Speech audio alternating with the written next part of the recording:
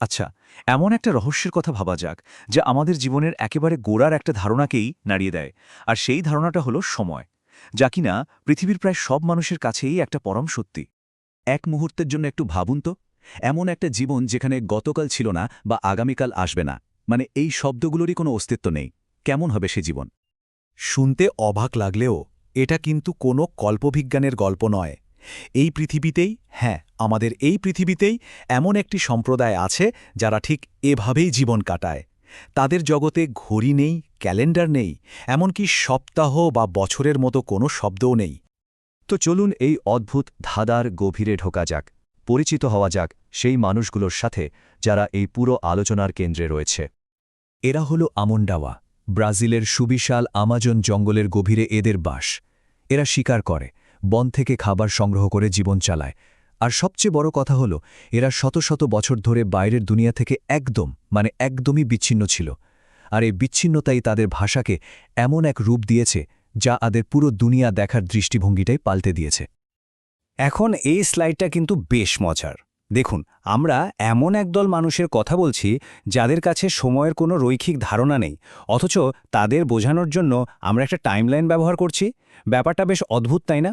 তো ১৯৮৬ সালে প্রথমবার বাইরের জগতের সাথে তাদের দেখা হয়, কিন্তু এত কিছুর পরেও তারা আজও তাদের সেই নিজস্ব জগৎটাকেই ধরে রেখেছে। এখন প্রশ্ন হলো, আমরা এত নিশ্চিত হচ্ছে কি করে যে তাদের মধ্যে সময়ের কোনো ধারণাই নেই? এর প্রমাণটা কিন্তু লুকিয়ে আছে তাদের ভাষার মধ্যেই, হ্যাঁ, তাদের কথা বলার ধরনের মধ্যেই। ভাষাবিদরা এই ধরনের ভাষাকে বলেন টেম্পোরাল ল্যাঙ্গুয়েজ, মানে সময় নিরপেক্ষ ভাষা। ব্যাপারটা সহজ করে বললে, তারা কোনো ঘটনাকে ঘড়ির কাঁটা বা ক্যালেন্ডারের তারিখ দিয়ে মাপে না, বরং একটা ঘটনার পর আরেকটা ঘটনা এভাবে মনে রাখে। এই স্লাইডটা দেখলে ব্যাপারটা একদম পরিষ্কার হয়ে যাবে। আমরা যেমন বলি ১ সপ্তাহ পর দেখা হবে, তাই না? সপ্তাহ, এটা কিন্তু সময়ের একটা বিমূর্ত ধারণা। কিন্তু আমুন্ডোবারা কি বলবে জানেন? তারা বলবে বর্ষাকালটা শেষ হোক, তারপর দেখা হবে। দেখছেন পার্থক্যটা? তারা একটা বাস্তব ঘটনাকে আর একটা বাস্তব ঘটনার সাথে জুড়ে দিচ্ছে, সময়ের সাথে ন। তো ভাষার এই অদ্ভুত গঠন তাদের প্রতিদিনের জীবন, তাদের পরিচয়ে, এমনকি বয়স বাড়ার ধারণাটাকেও কিভাবে বদলে দিয়েছে, চলুন এবার সেটা দেখি। হ্যাঁ, ঠিকই ধরেছেন। পরের প্রশ্নটা এটাই, বছর বলে যদি কিছু নাই থাকে, তাহলে তাদের বয়স বাড়ে কিভাবে? তারা কি নিজেদের বয়স্ক ভাবে না? এখানেই আসল মজাটা। তাদের কাছে পরিচয় মানে বয়স নয়, পরিচয় মানে হলো সমাজে তার ভূমিকাটা কি। যেমন ধরুন, একটা বাচ্চা জন্মালো, তার একটা নাম দেয়া হলো। যখন সে আরেকটু বড় হলো, সমাজে তার ভূমিকা পাল্টে গেল, তখন তার নামও পাল্টে দেয়া হয়। মানে তাদের পরিচয়টা সময়ের সাথে এগোয় না, বরং জীবনের এক ধাপ থেকে আরেক ধাপে যাওয়ার সাথে সাথে বদলায়। এটা একটা চক্রের মতো, কোনো সরল রেখা নয়।